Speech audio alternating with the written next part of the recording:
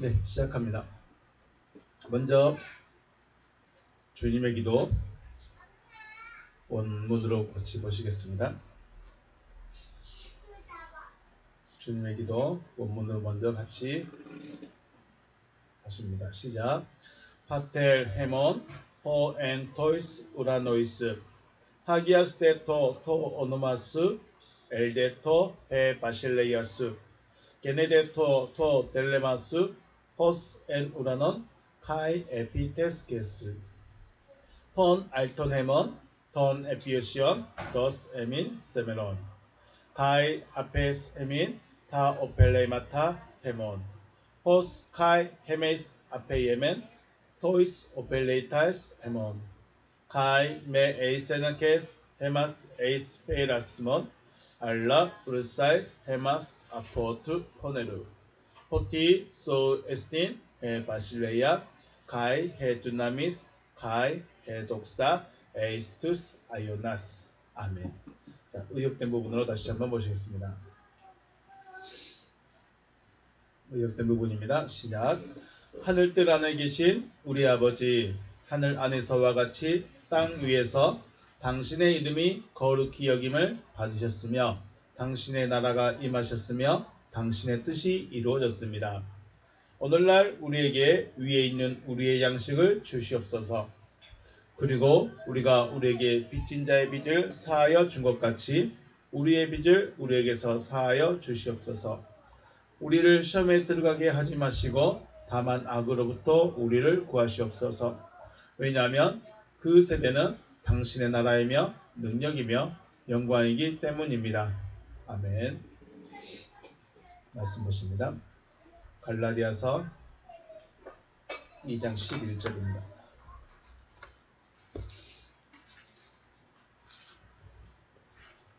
갈라디아서 2장 11절에서 14절 말씀까지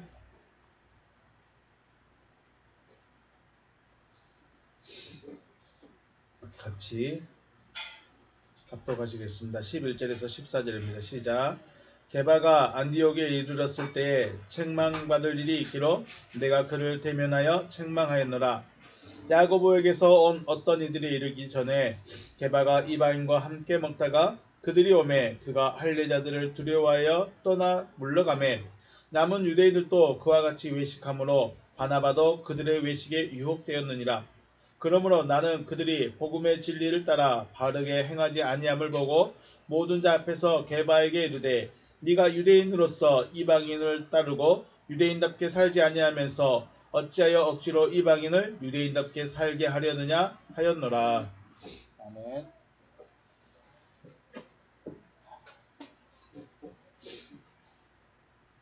할렐루야. 주님의 이름을 축복하고 사랑합니다.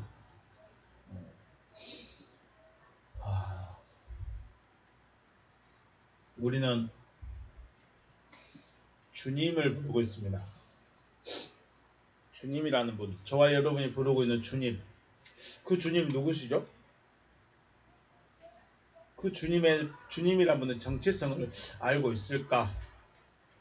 우리는 한번 생각을 해봐야 되겠죠. 그 주님이 누구실까요? 우리가 말하는 퀴리오스라는 말은 통치자, 주인, 혹은 또 선생님이라고 사전적인 뜻이 있습니다.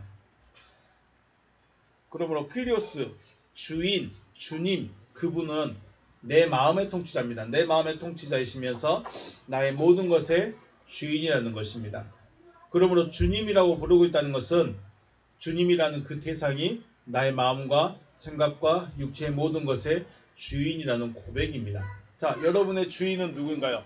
여러분의 주님, 여러분의 마음을 통치하고 여러분의 생각을 통치하고 또 여러분의 육체의 모든 것을 주관하는 주인이 되는 분이 누구신가요?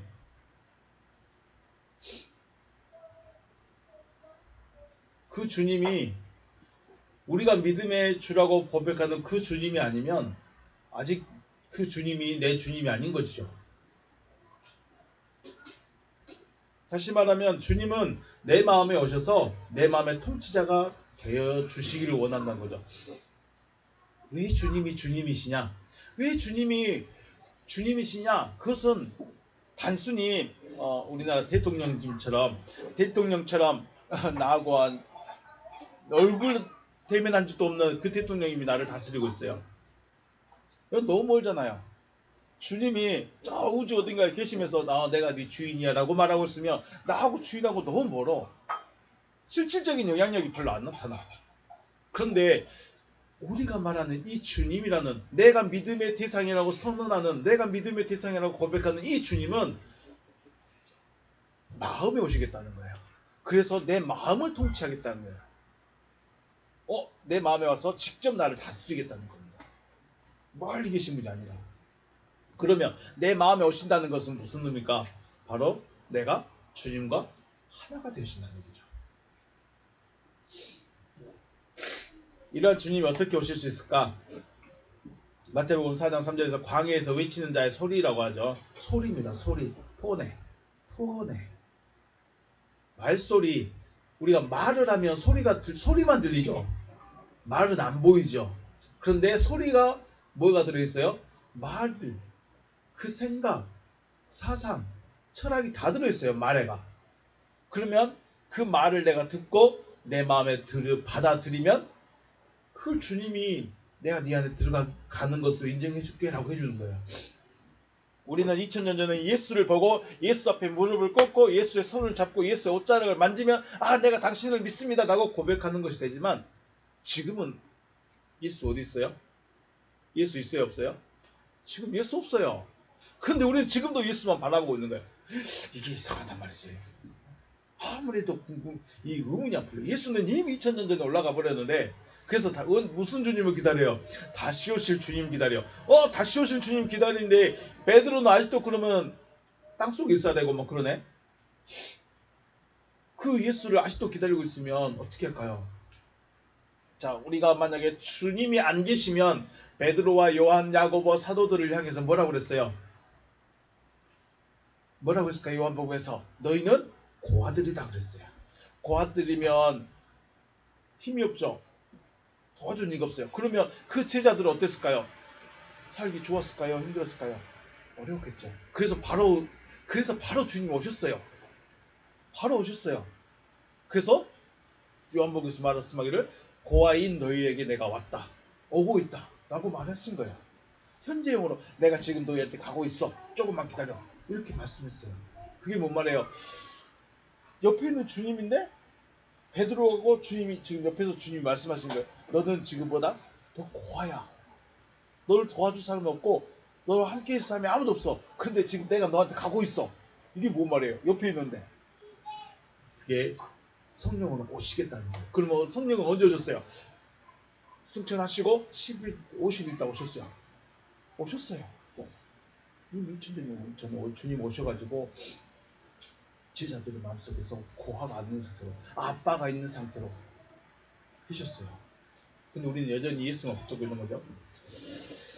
자, 베드로와 다른 제자들은 육신에 오신 주님은 배웠지만 말씀이 그 안에서 숨겨진 상태가 주님을 모신 상태가 되었어요. 자, 이게 무슨 말이냐면 주님이 옆에 동행했죠. 3년 6개월 동안 제자들과 예수님이 함께 했습니다. 그러면서 예수님의 뭐를 들었어요? 말씀을 들었어요. 말씀이 제자들의 마음속에 어떻게 됐어요? 이제 새겨져 있는 상태가 된 거예요. 새겨져 있어요. 그런데 제자들은 자기가 지금 열심히 말씀을 들어가지고 말씀이 새겨져 있는데 이게 뭔지를 잘 모르는 거예요. 이게 자기들에게 어떤 영향, 그냥 강의 좀 들었는가 보다, 아니면 우리가 성경을 좀 풀어서 이야기를 좀 들었나 보다 하고 끝나버렸어요. 근데 실질적으로 그 말씀이 언제 이들을 바꿔버리냐면 주님이 승천하시고 성령으로 딱 모셔버리니까 이 안에 들었던 그 말씀이 이제 이 제자들의 생각을, 마음을 싹 바꿔버리는 거예요. 이게 우리가 누군가의 강의를 듣고 그냥 시큰둥하게 지나갈 수 있어요. 근데 어느 순간 시간이 흘러서 어느 순간 내가 언젠가 들었던 그 말이 무릎을 탁 치게 만드는 때가 있다는 거죠. 마치 그런 것처럼. 근데 이 사람의 강의는 그냥 우리의 생각을 습관을 좀 바꿀 수 있는데 이 하나님의 말씀의 능력이 뭐냐면 우리의 정체성을 바꾸는 거죠. 그래서 사람의 가르침과 하나님의 말씀은 다르다라는 것입니다. 자, 주님을 모셨어요. 그러니까 예수와 옆에 있어서 예수님의 말씀을 들었을 때 제자들 안에 뭐가 들어가 있어요? 예수님의 가르침이 들어가 있는 거죠. 그런데 그 가르침이 뭔지를 몰라. 아직 그 가르침이, 그 말씀이 제자들을 어떻게 움직이지를 못해. 그 상태를 무슨 상태라고 하냐면 잠들어 있다라고 말해요. 잠들어 있는 상태. 자, 우리가 설교를 안 들어봤을까요? 아니면 성경 말씀을 안 봐봤을까요? 설교도 많이 들어봤죠. 성경도 많이 봤어요. 근데 그 설교나 그 성경이 내 삶에, 내 생각에, 내 마음에 어떤 영향을 미친가요? 별로 안 미치죠. 착하게 살라는 거? 그걸 성경에서 착하게 살라고 말했을까요? 선하게 도와주면서 살라고 그랬을까요? 그게 먼저가 아니죠. 본질이 따로 있죠. 그러니까 우리가 설교를 듣긴 들었는데 예수가 나의 구주라는 건 내가 알겠는데 도무지 나에겐 영향력이 없어. 그게 무슨 말이냐? 그게 어떤 상태냐면 잠들어 있는 상태예요. 그러니까 말씀을 듣긴 듣는데 아무런 영향력을 나한테 못 줘. 아무런 이 마음속에 있는 이 말씀이 나의 생각에, 내 마음에, 내 삶에 어떠한 영향력 못 미치고 있어. 그게 무슨 상태라고요? 잠들어 있는 상태. 그러니까 제자들은 예수님께 말씀을 듣고 있지만 잠들어 있는 상태예요. 반면에 바울이라는 사람이 있습니다. 바울이라는 사람은 말씀이 마음과 생각을 온전하게 통치하게 하고 있기 때문에 깨어있는 자 혹은 살아있는 자라고 합니다. 제자들은 잠들어 있어요. 예수님께 직접 가르침을 받고 같이 밥 먹고 같이 잠자고 같이 걸어다니고 같이 돌아다녔는데 잠들어 있는 상태예요. 그러니까 의식이 없는 거예요. 돌아다니고 말씀은 듣고 같이 예수님 손 잡고 같이 울고 막 같이 돌아다니고 먼지 쓰고는 있는데 이 생각이 없어요. 생각이. 잠들어 있는 상태. 근데 바울이라는 사람은 빛이 자기 안에 완전히 들어와 버렸어요. 그래서 이 사람은 깨어나 버린 거예요.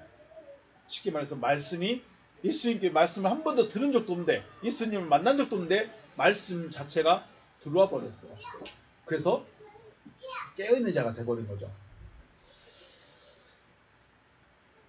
저와 여러분도 주님의 음성을 듣고 깨어날 수 있는 은혜가 있으시길 주의 이름으로 축복합니다. 믿는데 잠드는 자들이 있어요. 그리고 깨어있는 자들이 있어요. 깨어있는 자가 되어야 될까요? 잠들어 있는 자가 될까? 우리는 잠들어 있으면서 교회만 다니면 된 줄 알아요. 교회만 다니면 되는 것이 아니라 교회에 앉아서 깨어서 정신을 차려야 되는데 그냥 앉아만 있으면 돼. 듣고만 있으면 돼. 나 오늘 출석했어. 나 말씀 들었어. 성경 공부 열심히 해서 성경 몇 장 읽었어. 이걸로 만족을 해버려. 이거는 그냥 잠들어 있는 거야. 아무것도 못하고 있는 거야. 그래서 무덤에 있던 나사로에게 주님 뭐라고 그러죠? 나사로야 나오라 그러죠. 이 음성을 들어야 돼요. 이거 나사로가 무덤에 나오는 것은 단순히 죽은 자를 살리시는 주님의 능력을 보여주기 위함이 아니라 무덤이라는 곳에서 머물러 있는 곳에서 나오라고 말씀하는 그 음성을 우리가 들을 수 있어야 돼요. 이거 못 들으면 그냥 거기에 머물러 있는 거예요. 무덤은 머무는 곳이에요. 무덤은 머물러 있는 곳이에요. 이 머물러 있는 곳에서 나와야 되는데 안 나와. 왜요? 내가 지금 현재 있는 이곳이 편하고 이렇게 살아가는 것이 좋고 뭐 이렇게만 교회 다녀도 되고 이렇게만 믿고 있어도 되지 뭐 굳이 내가 성경을 얼마나 안다고 원어 공부도 하고 막 이것저것 다 공부해요. 의미 없다는 거예요.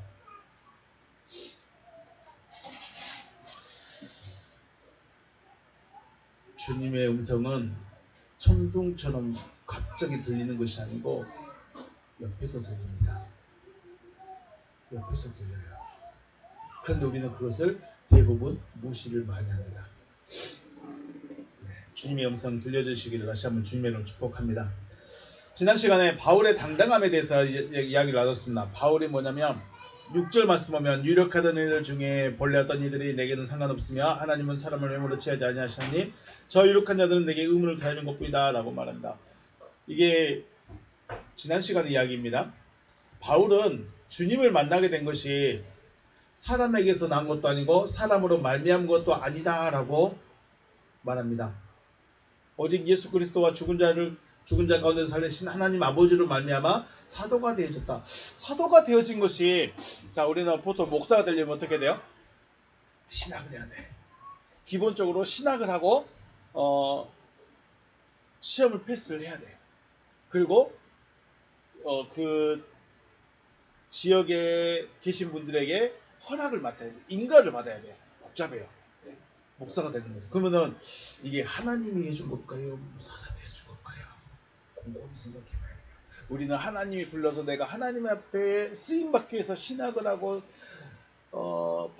학사를 따고 인준을 받고 안수를 받고 공포를 받고 이렇게 하는데 이게 사람이 해준 걸까요? 하나님이 해주신 걸까요? 제자들은 예수님께 가르침을 받고 지도를 받고 말씀을 듣고 배웠고 예수님이 내가 너희를 보낸다 하면서 사도가 된 자들이에요. 그러니까 인정이 돼. 근데 바울은 어느 날 갑자기 나 사도야 하고 딱 나타난 거예요. 인정이 될까요? 안 될까요? 안 돼요. 그런데도 불구하고 나는 당당하다는 거예요. 바울은. 왜 당당하냐? 나는 사람이 나에게 인정을 해줘서 아니면 사람이 나에게 허가증을 써줬기 때문에 내가 사도가 된 것이 아니라 나는 하나님이 해준 거다라고 자기는 알고 있는 거예요. 그런데 문제가 뭐냐면 객관성이 아니야. 객관성이 없어. 쉽게 말해서 11명의 사도들은 모든 사람들이 다 알아. 아, 저 사람은 예수님 따라다녔던 사람, 예수님 앞에 함께 말씀드렸던 사람, 예수님께 공부했던 사람 해가지고 11명의 사도들은 다 알아. 그래서 사도로 인정을 해. 근데 사도 바울은요. 예수를 죽이고 교회를 핍박하고 예수 믿는 사람을 잡아다가 오기 가두는 그 사람이 어느 날 갑자기 나 예수 만나서 사도 됐어 라고 말하면 제가 정신이 좀 상했나 봐. 이렇게 생각하지 결코 사도를 인정할 수 없어요. 그래서 객관성이 필요해요. 모든 사람이 누가 봐도 아, 저 사람은 예수님 안 따라다녔는데 사도가 맞다 라는 객관적인 증거가 필요하다는 겁니다. 그래서 굉장히 조심스러운 말이에요. 우리가 지금 원어 성경을 공부하면서 어떤 구원관이나 신앙관에 대해서 조금 기존 신앙에서 기존에 가지고 있던 그 신앙관과 조금 차이가 날 수 있는데 이것에 대한 어떤 객관성 혹은 우리가 하고 있는 이 말이 좀 맞다 아니면 좀 더 발전됐다 라는 것에 대한 증거가 필요한 것처럼 바울도 스스로가 증거가 필요했어요. 증거를 찾아보면 요한복음 3장 34절 말씀에 하나님이 보내신 이는 하나님의 말씀을 하나니 이는 하나님이 성령을 한량없이 주십니다. 자, 하나님 사도 바울은 누가 보낸 사람이에요? 사람이 보낸 것이 아니라 하나님이 보냈어요. 그러면 하나님이 보냈으니까 누구 말을 해야 될까요? 다시요. 하나님이 보낸 이는 누구의 말을 한다? 하나님의 말씀을 한다. 그레마 탁투테우 하나님의 말씀을 말한다 라고 되어 있습니다. 왜 이렇게 하나님의 말씀을 말할 수, 그러니까 쉽게 말하면 하나님께로부터 보낸 사람은 누구 말만 하게 된다? 하나님의 말씀만 하게 된다. 왜요? 하나님이 보냈으니까. 이건 어떻게 할 수가 없어요. 하나님이 보낸 사람은 하나님의 말씀만 할 수밖에 없다. 왜? 성령을 한량없이 주시기 때문이다 라고 말합니다. 자세히 말씀을 여러분이 요한복음 3장 34절 말씀을 조금만 더 읽어보십시오. 하나님의 말씀이라는 것과 지금 하나님이 보내신 이가 말하는 그 말은 하나님의 말씀이면서 또한 하나님이 성령을 한량없이 주신다라고도 말해요.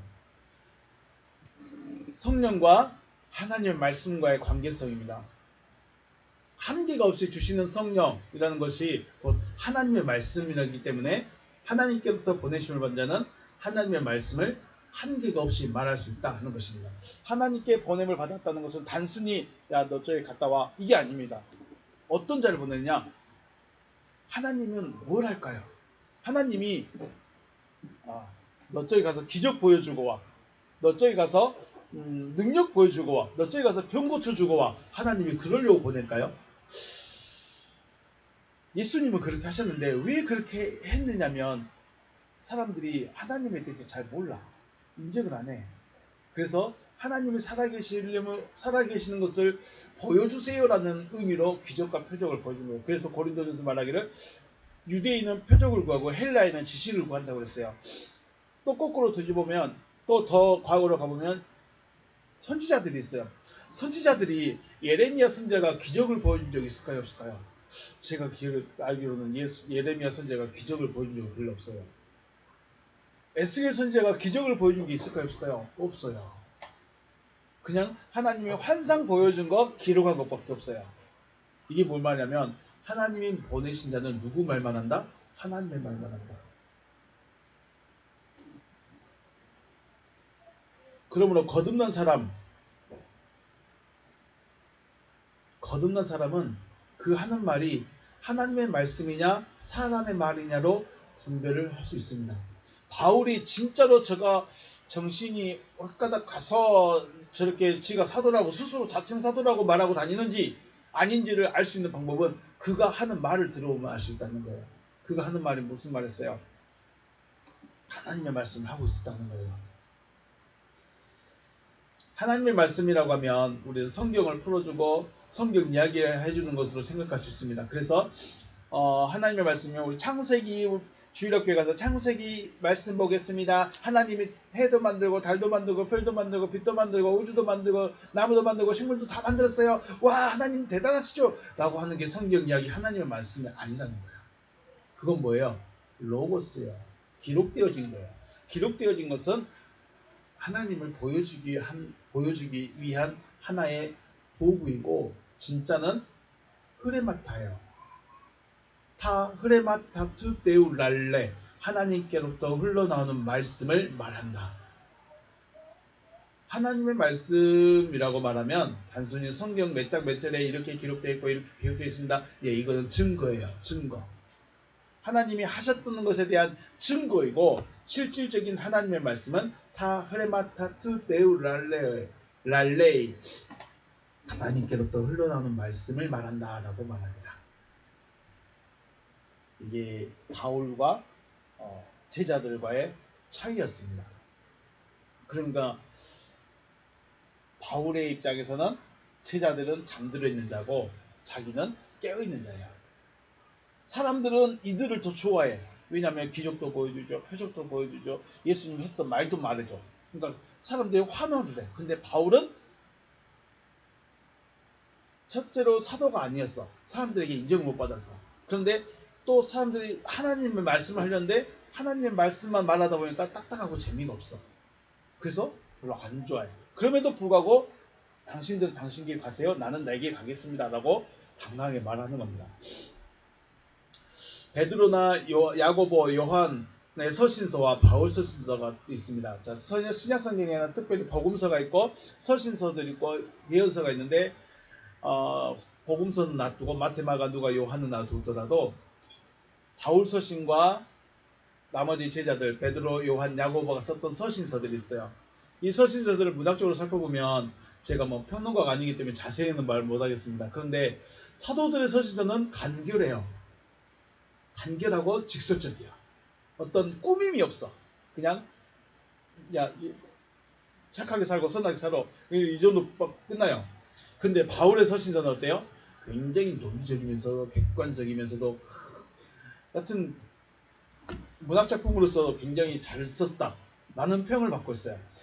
제자들이 오히려 사도이고 더 많이 배웠고 더 많이 알고 있는데 내용도 간결하고 그냥 직설적이야. 어떤 꾸밈이 없어. 근데 바울의 서신은 논리적이면서도 아주 모든 사람이 읽고도 공감할 수 있는 그런 표현들이 있는 거죠. 달라요. 그런데 중요한 게 뭐냐면 이 하나님의 뜻에 있어서는 상통한다는 거예요. 문학적인 수준에서는 차이가 분명한데 그 내용 면에서는 같은 걸 말하고 있다는 거예요. 즉 표현력의 차이는 분명하지만 말하고자 하는 의미가 동일하다. 이런 관점에서 본다면 모든 설교자들이 하나님의 말씀을 말한다고 할 수 있지만 얼마나 하나님의 뜻에 맞춰져 있는가 하는 것은 분명한 차이가 있다. 분명히 설교자는 지금 이 시간에 수많은 교회에서 모든 목사님들이 내가 말하는 것이 하나님의 말씀이고 내가 말하는 것이 진짜 설교입니다라고 충분히 자신감 있고 당당하게 말할 수 있어요. 각 처소에서요. 그런데 표현력은 다를 수 있고 어투는 다를 수 있는데 그 중심 내용이 뭐냐는 걸 찾아봐야 돼요. 그 중심에서 진짜로 말하고 싶은 게 뭐냐를 분별해낼 수 있어야 돼요. 근데 이거를 어떤 사람이 찾아낼 수 있을까요? 똑똑한 사람? 물론 똑똑한 사람이 잘할 수 있겠죠. 그런데 깨어있는 사람이 할 수 있다는 거예요. 깨어있는 사람이 하나님의 말씀인지 아닌지를 분별해서 저분은 하나님이 말씀하고 싶은 것을 말하고 있구나. 저 사람은 그냥 그렇고 있구나 하고 분명히 안다는 거예요. 그냥 모든 교회니까 하나님의 말씀이 아닐 수도 있다. 이걸 찾아야 돼요. 그래서 바울은 사도들과의 차이가 있음을 인식하고 있었으나 굳이 결정내지 않고 각자 자기가 할 일을 하고 있었다라고 말하는 것입니다. 이렇게 할 수 있었던 것은 한 성령으로 베드로와 사도들에게는 유대인들에게 기적과 표적을 보여주므로 복음을 전하게 하셨던 것과 자신에게는 이방인에게 복음을 전하게 하셨음을 알았기 때문이에요. 자, 베드로 사도들에게 역사하신 그 성령이나 자기에게 역사하고 있는 그 성령, 베드로에게 역사하고 있는 그 말씀의 주인이시나 자기에게 말씀하고 있는 말씀의 주인은 똑같아요. 다만 뭐가 다르냐? 제자들은 표적을 보여줬어요. 그러니까 기적과 능력, 병고침 이런 것들을 보여줄 수 있는 능력이 있었어요. 그래서 이들은 유대인에게 갔어요. 유대인은 뭐를 구한다? 표적을 구한다.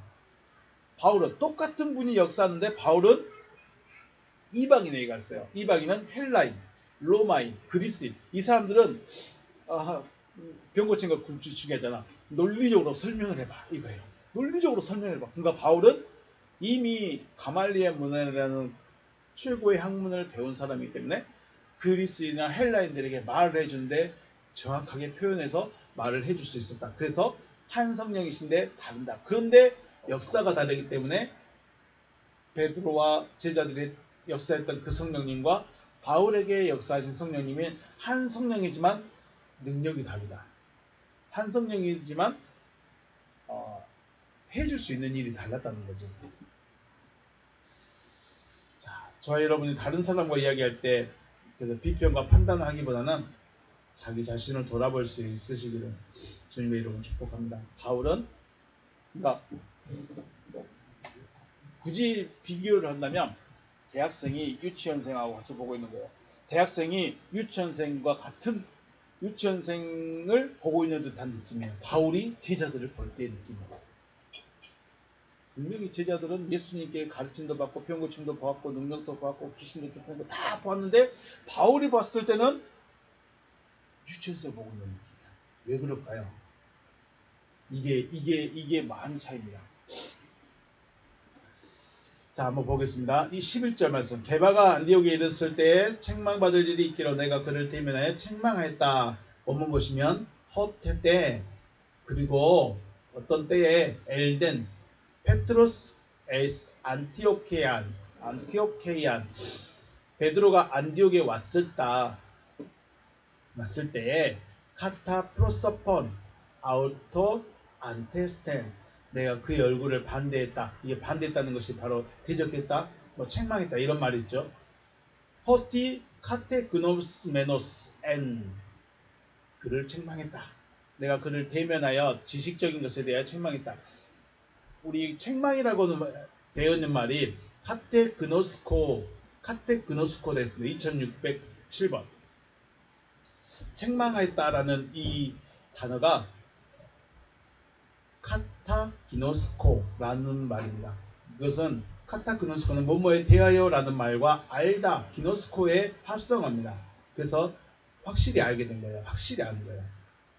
그런데 이 기노스코의 동사가 1097번 기노스코 동사가 동사의 명사형이 그노시스입니다. 지식, 학식. 그래서 카타기노스코는 책망하다, 잘못을 지적하다라는 뜻이 있지만 실질적인 의미는 지식적이다라는 거예요. 지식적이다. 바울은 베드로를 대할 때 어떻게 되었을까요? 영적인 사도로 인정을 하지 않았다는 거예요. 와, 자, 여러분, 만약에 여러분이 저를 볼 때 당신은 목사 같지가 않아, 당신은 목사 아니야, 그러면 제 자존심은 어떻게 될까요? 아주 안 좋겠죠? 그거예요. 베드로나 열한 제자들은 바울이 볼 때 너희들 영적이지 않다는 거예요. 나는 성령의 능력으로 기적도 행하고 표적도 행하고 병도 고치고 귀신도 쫓아내고 예수님이 가르쳐 말씀도 해주고 있는데 내가 왜 영적이지 않냐? 따질 수 있는 문제예요. 그리고 바울이 이상하다고 손가락질 해버릴 수 있는 문제예요. 그리고 예루살렘을 연합해서 야, 바울은 이단자다라고 정해버릴 수도 있어요. 엄청난 문제입니다. 여기에 보면 제가 왜 이렇게 말하면 이 카타기노스코라는 말이 사전적으로는 책망하다, 잘못을 지적하다는 말인데 더 원어적으로 들어가면 지식적이라는 거예요. 자, 우리가 목회를 한다, 설교를 한다는 것은 지식을 전하는 걸까요? 하나님을 전하는 걸까요? 우리는 이걸 구분할 수 있어야 돼요. 교회 다니는데 맨날 정치 이야기만 듣고 있고, 맨날 뭐 문학적인 이야기만 듣고 있고, 맨날 감성적인 이야기만 듣고 있고, 교회 갔는데 우리의 인격적인 이야기, 강의적인 이야기만 듣고 있어요. 그게 뭐예요? 지식적인 거라고요. 전혀 영적이지 않다는 거예요. 그런데 그것에 환호하고 있어요. 왜 그럴까요? 사람들이 좋아하니까. 그래서 바울이 베드로를 향해서 책망했다는 것은 너 이거 잘못했어요. 그러니까 착하게 살아요, 선하게 살아요, 용서하며 살아요. 이걸 말해주고 싶은 것이 아니라 바울은 지금 당신은 너무 지식적이다라는 거예요. 베드로의 본질 자체가 영적인 사도가 아니다라는 거예요. 물론 예수님 말씀을 그대로 전하고 기적과 표적과 보이고 있지만 그 존재적 상태는 아직도 무슨 상태? 잠들어 있는 상태, 깨어있지 않는 상태라는 거예요. 누가 봤을 때, 바울이 봤을 때, 이야, 이거 대단한 지적입니다. 쉽게 말해서 여러분 중에 누군가가 저를 향해서 당신은 목사도 아니야, 목사 같지도 않아 라고 말해버리면 저는 충격 먹고 교회를 접을 수도 있어요. 베드로는 내가 영적이지 않다니, 그러면 접었어야 돼. 근데 안 접었죠. 왜 안 접었을까요? 바울의 이 충격적인 말을 듣고 어떻게 됐어요? 이게 베드로가 변화되는 사건입니다. 단순히 기적과 표적을 보이면서 야, 나 기적을 보여주고 표적도 나타낼 수 있어, 하나님의 성령이 하시니까 다 할 수 있어 라고 자부했던 얘가, 이 베드로가 바울의 당신은 영적이지 않아, 당신 너무 지식적이야 라는 그 말에 충격 먹고 영적인 사람 돼버립니다. 자, 카타, 프로소폰, 아우터, 안테스텐 이란 말, 너는 지식적인 차원의 사람이다. 그러니까 오늘 11절 말씀에 대면하여 책망했다, 이 말은 너는 지식적인 사람이다 라고 지금 바울이 베드로를 향해서 말하고 있는 거예요. 여러분이 충격적인 말을 들을 때가 있죠. 우리 내 존재성에 대해서, 내 자존심에 대해서, 내 자존감에 대해서 아주 바닥을 치게 만들어버리는 그런 사람들, 그런 말들이 있어요. 그런데 그런 말을 할 때 들을 수 있는 자, 그걸 수용하면서 나를 볼 수 있는 자가 돼야 되는데 못 봐버리면 원수가 되는 거예요. 그런데 이게 내가 받고 수용하면, 베드로가 나중에 서신서를 베드로 전서 후서를 쓰게 되는데 거기에 보면 자기가 거듭났음을 말해주고 있어요. 거듭났다는 말은 바로 깨어났다는 거예요. 잠들어 있었는데 누가 깨워줬냐? 바울이 충격적인 충격파를 팍 써가지고 깨어나게 해버린 거예요. 그래서 서신서를 쓸 수 있었던 거예요. 왜 하나님을 믿어야 될까요? 왜 하나님을 믿고 있을까? 아직 안 믿고 있어. 안 믿을 수도 있어. 아직 별로 하나님이 안 믿기기도 해. 굳이 하나님을, 그래요. 그럼 하나님을 왜 믿어야 될까요? 하나님을 왜 믿어야 될까? 우리가 왜 믿어야 될까? 이 믿음에 대한 근본적인 질문들을 좀 해보면 답을 할 수 있을까요? 하나님을 왜 믿고 있어요? 왜 하나님을 믿고 있어요? 아니면 또는 왜 하나님을 믿어야 될까? 라는 질문들을 해봐야죠. 자, 베드로 입장에서 생각해보면 자신이 설교하면 몇 명이 회개를 해? 3,000명씩 회개를 해. 대단한 능력자죠. 그리고 환상도 보고 또 성령의 인도하심을 받고 기적도 일어나고 있다면 당연히 나는 구원받은 사람, 나는 진짜 하나님의 사람이다라고 생각할 수 있겠죠. 쉽게 말해서 여러분이 지금 있는 학교에서 1등을 해. 전교 1등을 해. 순천시 저 외곽에 있는 진짜 학교에서 1등을 해. 그런데 이 학생이 서울에 딱 올라갔어. 나 순천에서 1등 했던 사람이야 하면서 서울에 딱 올라갔더니 어떻게 돼? 비교가 안 되겠죠. 이거예요. 나는 여기서는 짱인데 진짜 세계에 올라갔더니 아무것도 아니라는 거예요. 이걸 볼 수 있어야 되는 거죠. 그러니까 여기 순천시에서 자기 학교에서만 마음이 자기 1등이니까 당당하다 이거예요.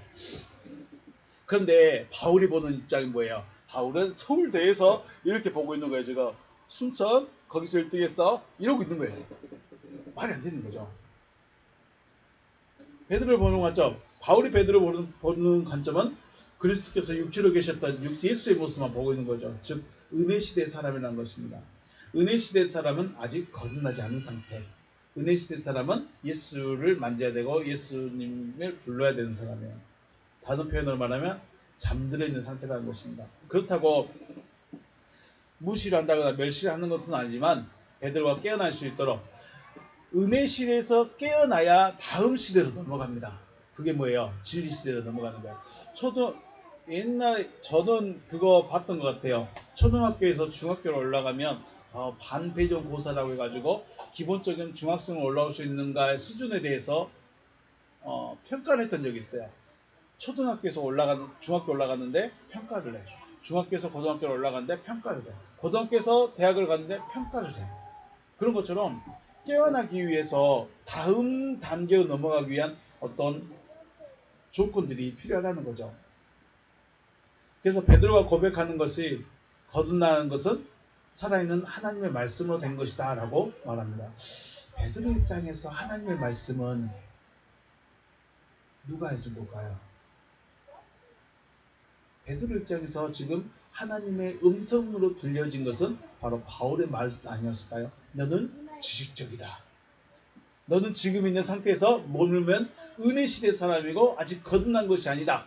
아직 영적인 사람이 아니다. 라는 이 바울의 책망이 다음 단계로 올라가게 할 수 있는 충격적인 말이 하나님의 말씀이 아니었을까라는 생각을 해보게 됩니다. 다시 한번 왜 믿어야 될까요? 굳이 믿어야 될 이유가 어디 있을까? 굳이 교회를 나가야 될 이유가 어디 있을까? 아니 교회 나가는 게 문제 아니에요. 교회만 문제가 아니에요. 아들하고 딸아 왜 믿어야 될까? 믿어야 되는데 목적이 없어요. 믿어야 되는데 그 포인트가 없어. 왜 믿어야 될까요? 믿어야 되는 것은 복받기 위해서 믿는 거 아닙니다. 복받기 위해서 복받기 위한 믿음이 되려면 저 귀신한테 가야 돼. 무당한테 가야 돼.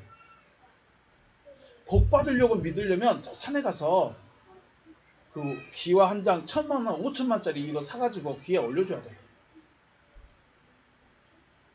근데 그래갖고 망해가지고 저기 계신 분들 있어요. 알아요.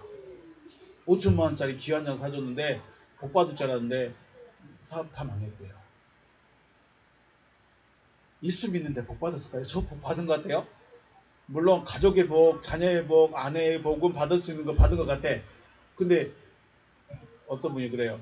너 지금은 아이가 어리니까 괜찮은데 나중에 조금만 더 커서 중학생 되고 고등학생 되면 놀아주는 게 좋겠니? 돈 주는 게 좋겠니? 라고 말하는 거예요. 너무 현실적인 거예요. 저는 아이들에게 줄 돈이 없는데 그럼 우리 아빠는 돈 없는 목사. 그러면 하나님은 복을 안 주는 하나님. 하나님 어디 계세요? 라는 질문을 바로 하게 된다는 거예요. 목적이 어디냐 이거예요. 믿음의 목적을 복에다 맞춰버리면 그렇게 말할 수밖에 없어요. 믿음은 왜 믿어야 되냐? 거듭나기 위해서 믿어야 합니다. 믿음의 가치가 거듭남이 있어야 되는데 믿음의 가치가 복에 있어. 그것도 물질의 복에 있어. 그럼 어떻게 될까요? 그러니까 믿음의 가치가 다르니까 이야기가 안 통하는 거야. 믿음의 가치가 복 있는 거, 잘 되는 거, 형통하는 거, 뭐 마음의 위로만 받고 이러고 있으니까 다음 이야기가 그 다음 단계 초등학교 이야기만 하고 있어요. 40년, 50년 평생을 교회 다녔는데 맨날 복 주세요, 잘 되게 해주세요, 건강하게 해주세요 이러고 있으니까 초등학교 이야기밖에 안 되는 거야. 지금 하나님은 너 장성한 자가 돼서 빨리 네 가정 세워, 너 잘 나가야 돼 라고 네 일을 하라고 말하는데 저거 아직도 하나님 복 받아야 되고 이러고만 있다는 거예요. 하나님의 복이 보시는 입장은 가치관을 저 위로 올려서 거듭나는 대로 바꾸라고 가치를 바꾸라고 하는데 바꿀 여기가 없어. 왜냐면 그거 바꾸면 복이 안 오고 되거든. 복을 안 받아도 감사합니다 해야 되거든. 왜 믿어야 된다? 거듭나기 위해서 믿어야 됩니다. 가치가 바뀌어야 돼. 믿음의 가치는 거듭남에 있습니다. 믿음의 가치 가장 중요한 가치는 복 받는 게 아니고 물질의 복을 받는 게 아니고 거듭나는 데 있어요. 거듭난다는 것은 그만하라고 했잖아. 거듭난다는 것은 이미 한번 나음이 있었다는 것이며 다시 나음을 받아야 할 필요성이 있다는 것이죠. 거듭나야 돼요. 거듭난다는 것은 이미 한번 나음을 받았는데 다시 나음을 받아야 된다. 처음 나은 뱃속은 어딜까요? 여러분이 처음 나음을 받은 곳이 어딜까? 우리는 지금 육신적인 이야기 하는 거 아니에요. 요한복음 3장에서 뭐라고 합니까? 니고데모가 뭐라고 합니까? 거듭나야 된다. 예수님이 거듭나야 된다 라고 말하니까 예수님 어떻게 엄마 뱃속에 다시 들어갔다가 나옵니까? 자, 이게 뭐예요? 하나님의 의미를, 하나님의 말씀을 전혀 모르는 사람이에요. 근데 재밌는 거 뭐냐면 니고데모는 관원이에요. 지도자예요. 정복자예요. 그 말은 요즘같이 말하면 목사 정도 될 수 있어요. 그런데 거듭남에 대해서 이야기하니까 어떻게 하나님 엄마 뱃속에 다시 들어가죠? 전혀 예수님이 하나님이 말씀하시고 싶은 의미는 전혀 파악을 못해요. 왜 그럴까요? 너무 유신적이라서 몰라요. 알아들을 수가 없어요. 맨날 복만 받기를 원했던 니고데모인데 갑자기 거듭남에 대해서 영적인 이야기를 해보니까 아무것도 몰라요. 자, 우리가 처음 나온 뱃속이어야 돼요. 처음 나음을 받은 것이어야 돼요. 엄마 뱃속 아니라고 했습니다. 처음 뱃속이라는 것은, 처음 나음을 받은 것은 그리스도를 영접하기 전에 나를 있게 한 가르침이나 사상, 철학 혹은 믿음, 여기가 모태예요. 자, 우리가 그리스도를 만나기 전에 내가 믿었던 그 모습, 그리스도를 만나기 전에 내가 믿었던 그 모습을 갖게 하는 철학, 사상, 가르침, 믿음, 여기가 모태예요. 그래서 두 번째 나음을 받으려면 어떻게 돼요? 두 번째 나음을 받으려면 하나님 말씀으로 두 번째 나음을 받아야 돼요. 사울이 되기 전에 사도 바울이 사울이 되기 전에는 그 모태가 자기 엄마가 아니에요. 모태가 어디였어요? 유대교였어요. 유대교가 모태예요. 유대교로 인해서 사울이라는 사람이 존재하고 있는 거예요. 유대교의 가르침과 유대교의 사상과 유대교의 그 믿음으로 사울이라는 사람이 존재하고 있는 거예요. 그런데 하나님의 말씀으로 두 번째 나음을 받았어요. 그러니까 거듭난 거예요. 거듭나니까 자기가 배웠던 처음 나음을 받은 처음 자기의 모태라고 말하는 유대교의 모든 가르침은 다 버리는 거예요. 자, 여러분이 믿음이 있든 없든 여러분이 지금 무엇을 가지고 있든 간에 지금의 여러분의 사상, 여러분의 철학, 여러분의 신앙관, 여러분의 믿음관, 여러분의 구원관, 이 모든 것을 지금 현재 가지고 있는 자체가 뭐예요? 가지게 했던 그곳이 모태예요. 여러분이 저 큰 교회 가서 누군가로부터 가르침을 받았던 옆에 계신 분으로부터 구원에 대해서, 하나님에 대해서, 뭐 이거 믿음에 대해서 가르침 받던 이 자체가 뭐예요? 못해요, 못해. 그럼 여기서 어떻게 될까요? 벗어나야 돼요. 두 번째 다음을 받아야 돼요. 뭘로요? 하나님의 말씀으로. 하나님의 말씀은 아까 처음 중간에 말씀드렸듯이 기록되어진 말씀이 아니라 흘러나오는 말씀이에요. 다 흐레만 다투대우 하나님으로부터 흘러나오고 있는 말씀. 하나님으로부터 흘러나오는 말씀은 누가 할까요? 거듭난 사람이 하는 거다. 자, 하나님은 하나님으로부터 나음을 받은 자를 보내십니다. 하나님으로부터 나음을 받은 자를 보낼 수밖에 없는 이유는 하나님으로부터 나음을 받은 자는 하나님의 말씀을 할 수밖에 없기 때문인 것이죠. 거꾸로 말하면 하나님께로부터 나음을 받지 않은 사람은 사람의 말을 섞어서 할 수밖에 없다. 그래서 보다 지식적이라는 거예요. 하나님께서 보내신 자는 하나님의 말씀을 한다. 쉽게 말해서 하나님을 아는 자는 하나님의 말만 해요. 그런데 하나님을 모르는 자는 감정이 없어요. 우리 예수님이 어쩌고 저쩌고 우리 집사님이 어쩌고 저쩌고 하면서 감정과 감정에 대해 호소를 하고 있어요. 그게 뭐예요? 지식적이다. 전혀 영적이지 않다는 거예요.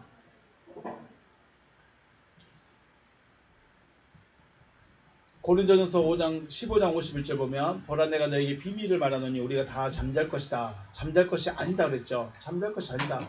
마지막 나팔소리 나팔에 순식간에 호련이 다 변화되리니 나팔소리가 나면 죽은 자들이 썩지 아니할 것으로 다시 살아나고 우리도 변화되리라 라고 말하고 있습니다. 이 말씀을 할 때 대부분 성도님들은 구름 타고 오신 주님을 상상합니다. 그리고 공중에서 나팔소리가 날 걸 상상합니다. 그래서 나팔소리 들으면 나는 구원받는 자. 나팔소리가 뭐 안 들리면 나는 그냥 지옥에 갈 사람. 이렇게 저는 알고 있었어요. 옛날에. 그래서 뭐 나는 이상한 구름만 떠도 내 주님 오시는가 해. 그랬어요. 고린도전서 15장은 특별히 부활에 대해서 집중해서 설명을 해주고 있는데 핵심은 부활은 누가 한다? 내가 부활할까요? 나는 부활 안 해요. 나는 부활을 못 해요. 부활은 누가 하신다? 그리스도께서 하신다. 즉 내 안에 계신 하나님의 말씀이 나를 완벽하게 깨우는 사건이 바로 나팔소리 사건입니다. 마치 무덤 속에 있던 나사로를 향해서 주님이 나사로야 나오라 하고 소리쳤을 때 하셨던 것처럼 말씀을 들었고 가지고 있지만 말씀이 영향력을 나타내지 못하고 있는 저와 여러분에게 어느 때인지 알 수 없지만 나팔소리가 들려주고 내가 변화될 것을 말씀하고 있는 거예요. 베드로가 자기는 열심히 하고 있었어요. 기적도 표적도 능력도 열심히 하고 복음 전도를 하고 있었어요. 그런데 그 상태는 무슨 상태? 지식적인 상태. 자기가 생각했을 때 내가 지식적이라고 누가 말해요? 베드로를 향해서 당신은 지식적인 사람입니다라고 말해줄 수 있는 사람도 없고 그걸 분별할 수 있는 사람도 없어. 그런데 누가 해줬어요? 바울이. 너는 지식적인 사람이다 라고 말해버리니까 베드로가 충격 먹을까요? 먹어요? 충격을 먹어버리는 거예요. 그럼 어떻게 되지? 어떻게 해야 거듭남으로 나아갈 수 있지? 이걸 이제 찾는 거죠. 무덤에 있던 나사로에게 예수님이 나사로야 나오라 소리 안 쳤으면 나사로는 거기 있어요. 무슨 상태로? 썩은 상태가 아니라 잠들어 있는 상태로 있어요. 예수님이 나사로에 가기 전에 뭐라고 그러죠? 우리 친구 나사로가 잠들었다라고 하죠. 잠들어 있는 상태로 머물러 있어요. 나팔소리에 못 들으면 무덤에서 나올 수가 없어요. 그런데 무덤에서 나올 때도 누가 해줘야 돼요? 도와줘야 돼요. 예수님이 사람들에게 말하죠. 너희들이 돌무덤 막았으니까 너희들이 풀어줘. 그 말이 뭔 말이에요? 잘못 가르친 그 사람이 그 사람 깨우쳐야 돼요. 방법이 없어요. 예수님이 가서 그냥 야 내가 돌 옮겨주고 내가 불러줄게 할 수 있었겠지만 예수님이 당신들이 가르쳐서 무덤에 넣어놨으니까 당신들이 무덤 열어놔. 그럼 내가 깨줄게. 여러분의 가르침을 받은 사람에게 여러분은 조금 더 신뢰를 할 수 있죠. 그러니까 여러분들의 지금의 신앙과 믿음을 가지게 했던 그 사람이 돌을 치워주게 만들어줘야 돼요. 그 사람이 돌을 안 치워주면 예수님 음성 들릴까요? 안 들릴까요? 안 들려요.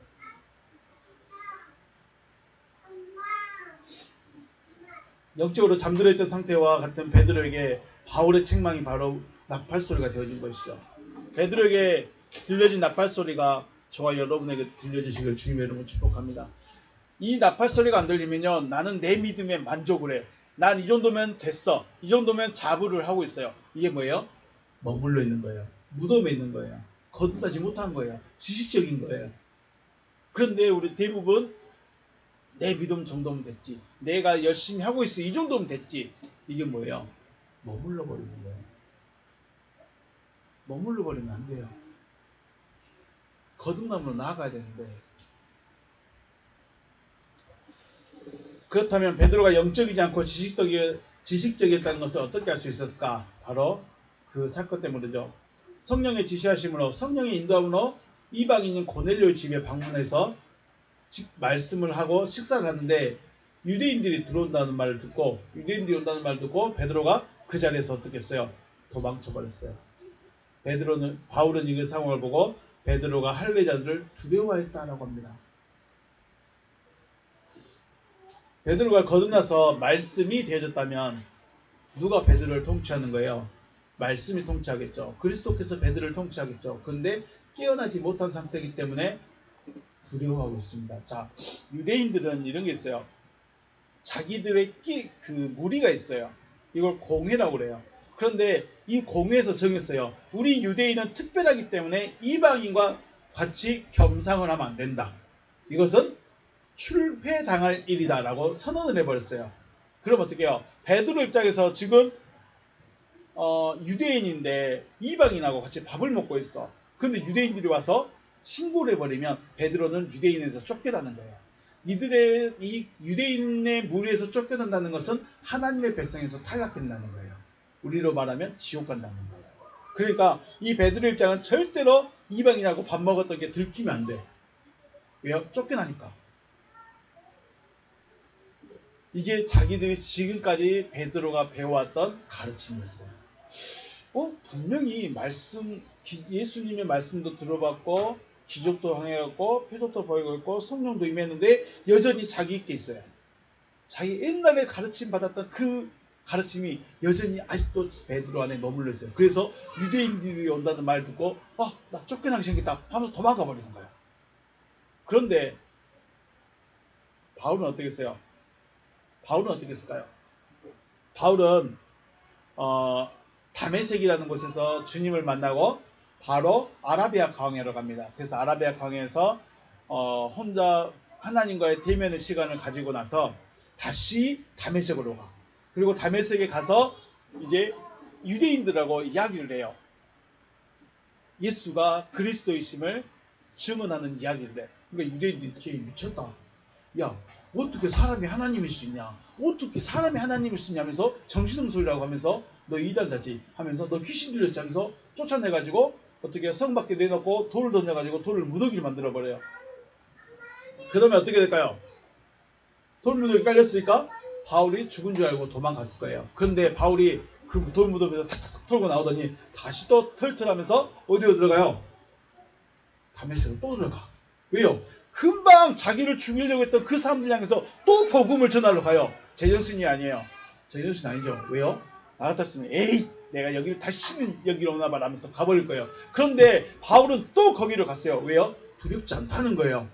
다시 또 예수가 그리스도의 심을 증명해줘야 돼. 그 사람들한테.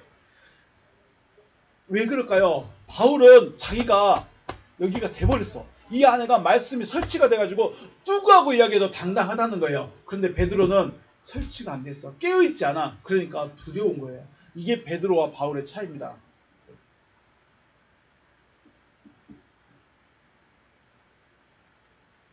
그리스도께서 바울의 모든 것을 통치해버리니까 금방 자기를 죽이려 했던 그 사람들 향해서 다시 또 가서 예수가 그리스도임을 증언하고 있다는 거예요. 제정신이 아니죠. 제정신이 아니에요. 이게 뭐예요? 이게 통치를 받는 사람이에요. 근데 베드로는요, 말씀은 있는데 도망가 버렸어. 왜 그럴까요? 통치를 못 받고 있는 거예요. 이게 엄청난 차이입니다. 그러므로 바울은 베드로의 이러한 모습을 보고 외식이다, 히포크리시스라고 부른다. 히포크리시스, 조작된 모습, 우리가 연기하다 그러죠. 연기. 외식이라는 말이 뭐예요? 연기예요. 우리 누가 있을까요? 멋있는 배우가 누가 있을까? 그렇다 치게요. 마동석 배우가 진짜로 그렇게 폭력적이고 싸움을 잘하는지는 잘 모르겠어요. 그럴 수 있겠지만요. 그럼에도 불구하고 영화라는 그 장르에서는 조작되고 연기의 모습이 필요하죠. 진짜는 아닌데 그렇게 하고 있는 거예요. 그게 바로 뭐예요? 외식이에요. 여기 있네요. 황산벌이라는 영화 알아요? 오래된 영화이네요. 이게 뭐냐면 백제군하고 신라군이 싸우는 것을 황산벌 전투 이야기를 그린 영화가 황산벌인데, 백제 사람이 스파이를 보내죠. 백제군이 신라군에 스파이를 보냅니다. 백제 사람이 특유의 언어와 억양을 숨기고 신라 사람 말투를 따라하다가 자신도 모르게 백제의 억양과 말투가 나와서 잡히게 되죠. 이게 뭐예요? 이게 외식이에요. 베드로야, 너 진짜 하나님의 사람인 것처럼 살았지? 너 진짜 하나님의 능력으로 사는 것처럼 살았지? 너 진짜 믿음의 사람인 것처럼 살았지? 이러는 거예요. 베드로 입장에서는 엄청난 충격입니다. 내가 수제자인데, 내가 능력도 행하고 기적도 행하고 귀신도 쫓아내고 병도 고쳐주는 사람인데 너 믿음 있는 척만 하고 있잖아. 바울이 말해버린 거예요. 충격인 거죠. 우리는 충격 먹어야 돼요. 바리새인들의 외식은 하나님의 사람이 아닌데 하나님의 사람인 척 살아가고 있다는 것이고, 베드로의 외식은 성령의 인도와 능력이 나타나기에 거듭난 사람인 줄 알고 당당했는데 문제 앞에서 도망쳐 버렸어. 왜 그랬을까요? 베드로의 잘못이라고 하기보다는 아직 말씀이 되지 않았기 때문일 것이다 라는 것이죠. 문제는 문제가 더 큰 문제가 이거예요. 바나바까지 외식을 따라하게 됐다는 거예요. 바나바도 외식을 해버린 거예요. 바나바가 누구냐면 성령 받고 베드로와 바울을 찾아가서 우리 같이 사역합시다라고 말했던 사람이 바나바예요. 모든 사도들이, 모든 성령 받은 사람들이 바울을 두려워하고 있을 때 바나바는 가서 바울을 먼저 만나고 먼저 손 내밀었던 사람이에요. 근데 이 바나바가 외식을 유혹돼 버렸어. 더군다나 디도, 또 믿음의 형제라고 말하는 디도나 도마까지도 영향을 받아서 바울과 함께 모았지 못하고 찢어지는 결과를 얻게 됩니다. 바울과 함께하지 아니한 것이 나쁜 것이다 라고 말씀드리는 것이 아니라 진리 안에서 하나가 되어지지 못한 것이 문제라는 거예요. 자, 우리가 믿음 생활하는데 교회가 진짜 많아요. 목사님들이 진짜 많아요. 그런데 왜 하나가 안 됐고 자기 것만 찾을까요? 이게 바로 하나가 안 돼 찢어지는 이 문제가 있습니다. 바울이 지금 이거 말하고 싶은 거예요. 다 자기가 하나님의 사람이라는 거예요. 다 자기가 하나님의 특별한 은혜를 받았다는 거예요. 근데 하나님의 진리를 깨닫는 자 입장에서는 답답하다는 거죠.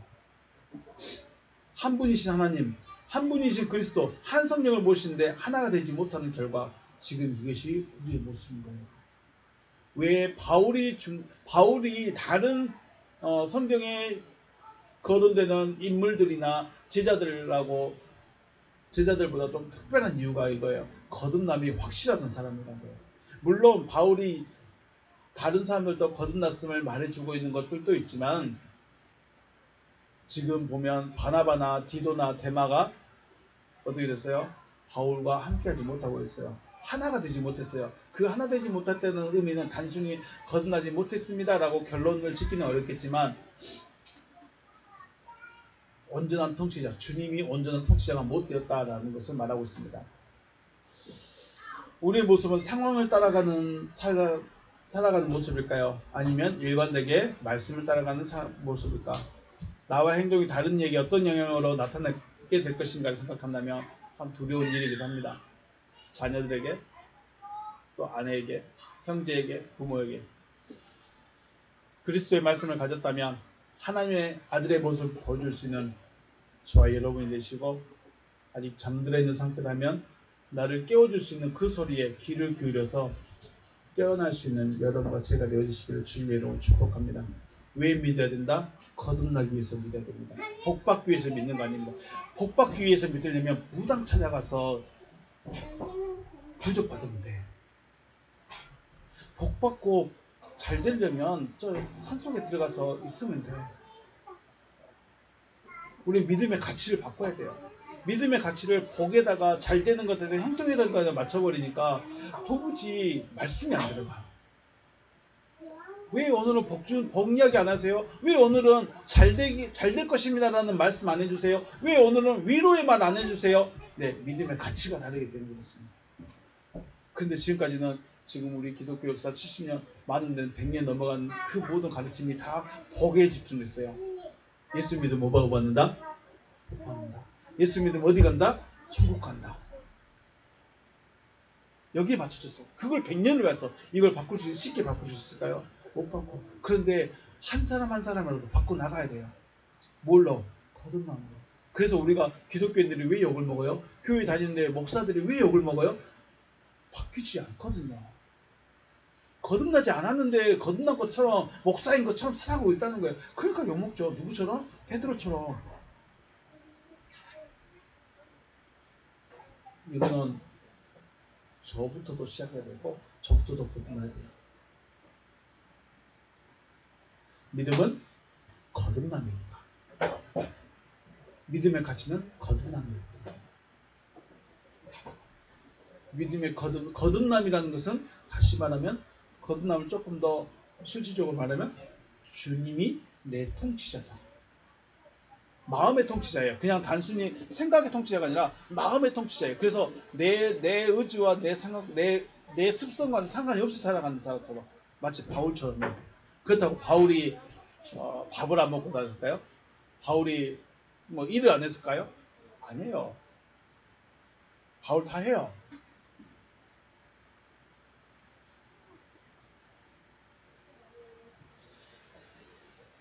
저와 여러분들도 주님의 통치를 받는 거듭난 자로 나타나시기를 주님의 이름으로 축복합니다. 제가 기도하겠습니다. 살아계신 하나님 감사합니다. 하나님이 왜 우리에게 믿게 하셨는가, 무엇을 믿게 하셨는가를 고민할 때 우리는 지금까지는 복받는 것에 대해서, 잘되는 것에 대해서, 형통한 것에 대해서, 위로해주는 것에 대해서, 위로받는 것에 대해서만 들어왔고 그런 하나님으로만 알고 있었습니다. 그러니 내가 지금 하고 있는 것에 나는 잘하고 있어, 나 이 정도면 열심히 하고 있는 거야, 나 이 정도면 잘 믿고 있는 거야 라고 스스로를 만족해버리고 머물러버리는 경우가 허다합니다. 하지만 바울의 입장에서 베드로를 봤을 때처럼 머물러버리면 안 된다는 것입니다. 믿음의 가치가 거듭남이라는 것으로 변화가 되어져야 되는데 아직까지 그 변화를 감당하지 못하고 있습니다. 주님, 지금 이곳에 있는 작은 무리가 하나님의 말씀이, 하나님의 뜻이 무엇을 말하는지 깨달아서 믿음의 가치가 거듭남으로 바꿔지고 그 가치관을 향하여 달려갈 수 있는 믿음의 사람들 되어지며, 또한 깨어나서 많은 사람들을 옳은 데로 이끌어갈 수 있는 귀한 백성들의 삶이 되도록 축복하시고 이끌어 주시옵소서. 감사하며 주님의 이름으로 기도하였습니다. 찬양하면서 기도하도록 하겠습니다.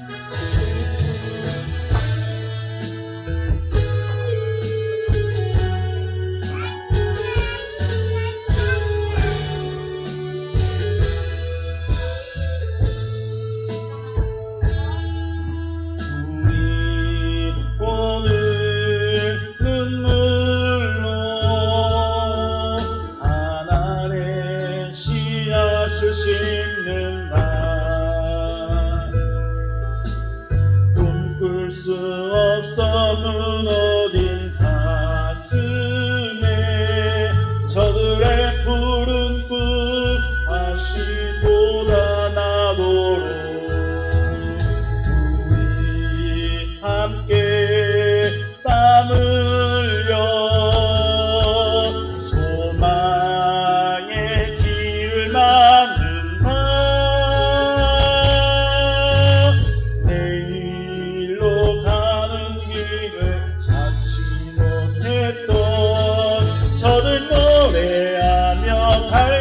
갈등이 그날에 우리 보리라. 새벽 이슬 같은 저들 일어나 뜨거운 가슴 사랑의 손으로 이 땅 치유하는